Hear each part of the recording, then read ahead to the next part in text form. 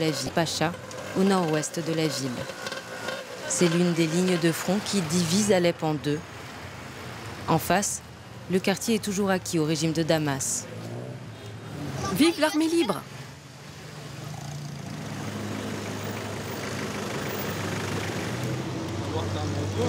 Je veux que tous les véhicules soient contrôlés, sans exception. Abou Nidal, son nom de guerre, est le chef de l'unité de combattants en charge du quartier. Il a 28 ans. Avant la Révolution, il travaillait dans un supermarché. Aujourd'hui, il dirige plus de 80 hommes. Tout à coup, dans le ciel, un hélicoptère. Il faut évacuer au plus vite pour éviter le bain de sang. Il va bombarder le quartier? C'est possible. Tout est possible. L'hélicoptère tire alors sur le quartier. En quelques minutes, l'avenue se vide.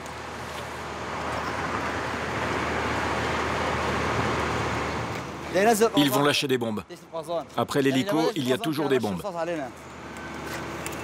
Abou Nidal attend des renforts.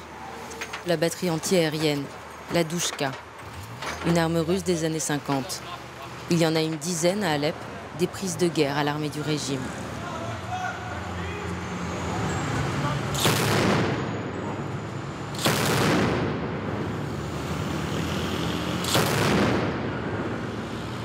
Le combattant tire en vain.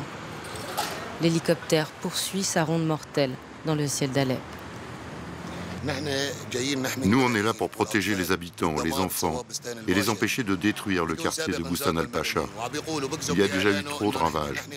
C'est vrai qu'on n'a pas d'armes lourdes, pas d'obus. Personne ne nous aide. La circulation a déjà repris. Grâce à une caméra qui lui sert de jumelle, Abou Nidal surveille l'avenue en face. Là, les miliciens. Et des snipers aussi. Snipers, miliciens, attaques aériennes. Ces menaces sont permanentes sur le quartier. Malgré les tirs, les voitures continuent leur route. Ces menaces font partie de la vie quotidienne, ici à Alep. Là-bas, il n'y a pas d'armée du régime. Des tireurs embusqués, c'est tout. Là en face, il n'y en a pas. Mais sur ce côté, là-bas, ils tirent sur le carrefour. Nous, on veut déplacer la carcasse d'un bus pour la mettre sur le carrefour en face pour protéger les civils. En fait, ils tirent sur les passants. À chaque fois qu'il y a un civil, ils le visent. Les civils, comme on dit ici, ce sont eux les premières victimes de la guerre à Alep. Ce garçonnet de 3 ans a l'os brisé. Ils sortaient de chez eux, là, juste à côté. Un hélicoptère a tiré une rafale.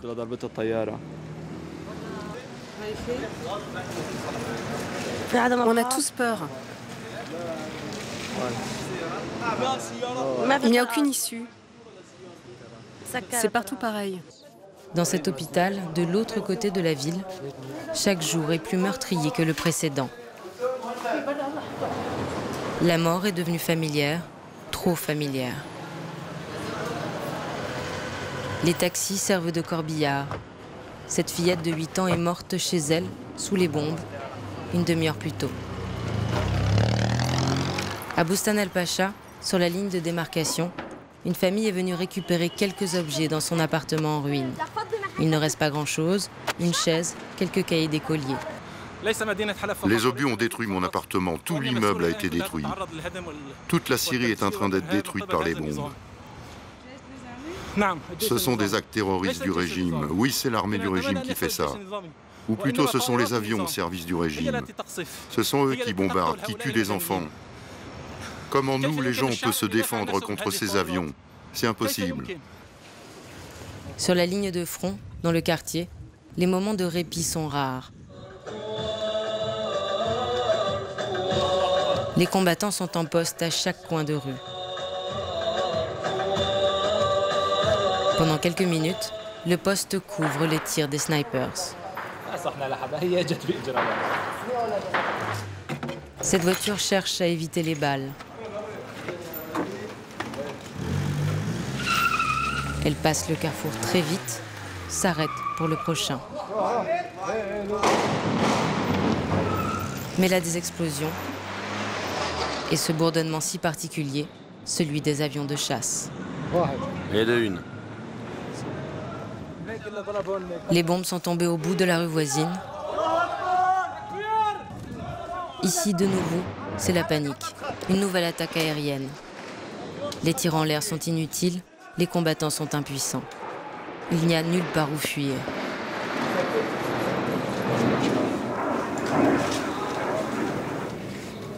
Après vient le silence, forcément suspect. Les combattants restent sur le qui-vive.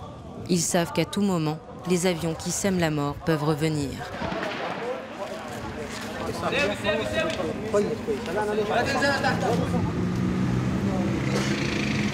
La nuit est tombée sur le quartier. De ce côté-ci de la ligne de front, pas d'électricité dans les rues. Alep est plongé dans les ténèbres. Au QG d'Abou Nidal, la tension est palpable. Il y a de nouveau du réseau téléphonique. C'est donc l'heure des téléphones et des négociations.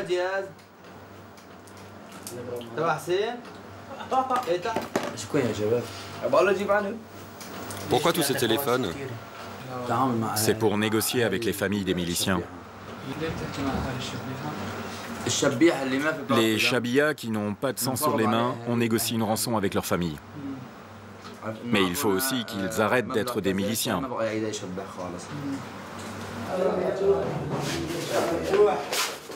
Le lendemain, Abou Nidal nous emmène dans sa prison à lui.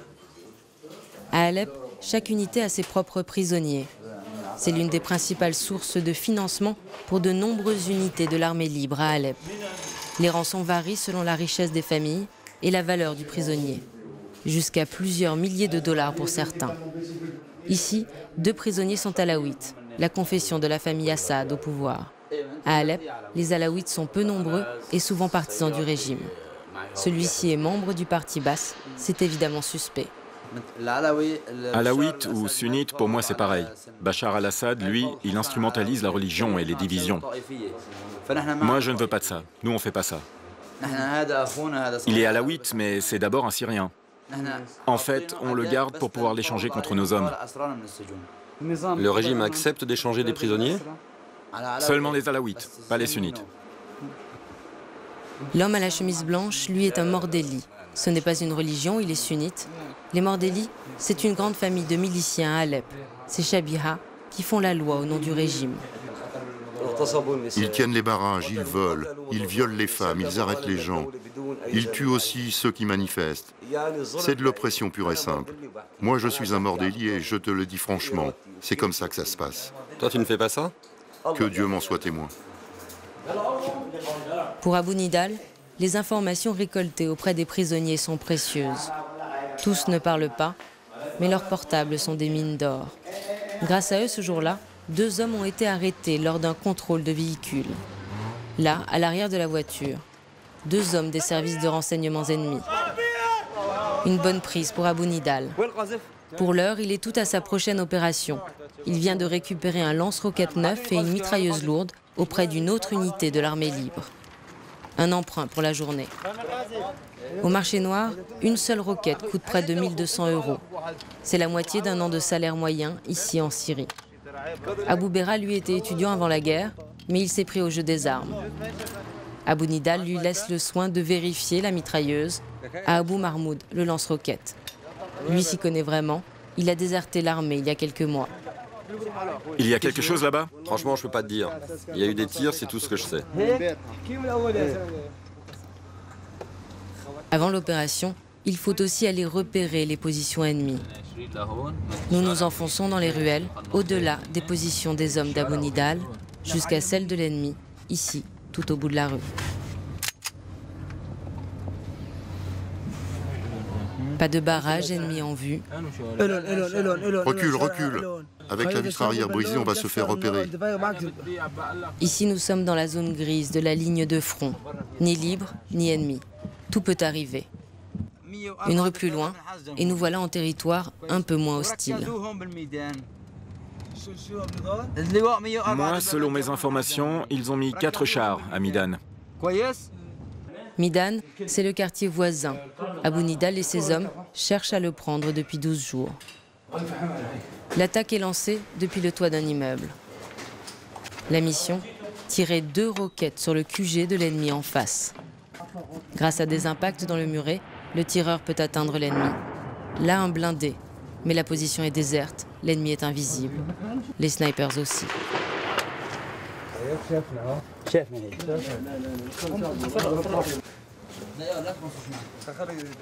C'est la roquette en premier? D'abord la roquette, et après tu tires.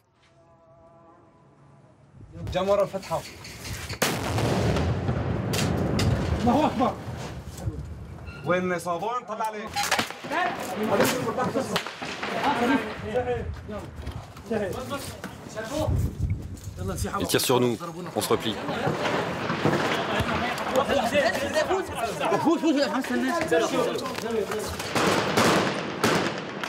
En bas, les hommes d'Abu Nidal doivent se replier aussi. Nous sommes alors pris au tir, coincés entre les 2 rues par les tirs des snipers.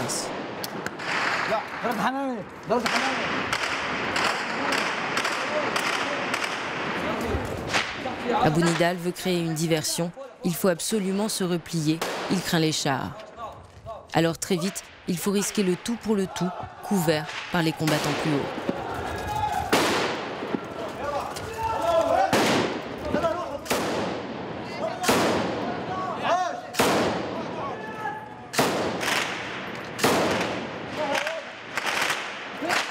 La nuit, les combattants ont l'avantage sur l'ennemi. Ils connaissent mieux le quartier, ses recoins. Ils redeviennent cette armée de l'ombre, celle qui a résisté pendant plus d'1 an au régime de Damas, avant de se lancer. Le lendemain, nous retrouvons Abu Nidal à son poste. Par miracle, pas un seul de ses combattants n'a été blessé dans la bataille. Mais avec seulement 2 roquettes, l'attaque ne lui a pas permis d'avancer ses positions sur Midan, le quartier convoité. Cela fait maintenant 20 jours que la ligne de démarcation n'a pas bougé. Pour Abu Nidal et ses hommes, il n'y a pas de doute. Ils gagneront la bataille d'Alep. Malgré le déséquilibre des armes, malgré le déluge des bombes, malgré la douleur. La victoire est si proche, reste seulement quelques quartiers à conquérir. Au plus vite il l'espère, Alep ne sera plus divisé. Alep ne sera plus à feu et à sang. Après de telles images, difficile de croire que quiconque dans le monde se rende de plein gré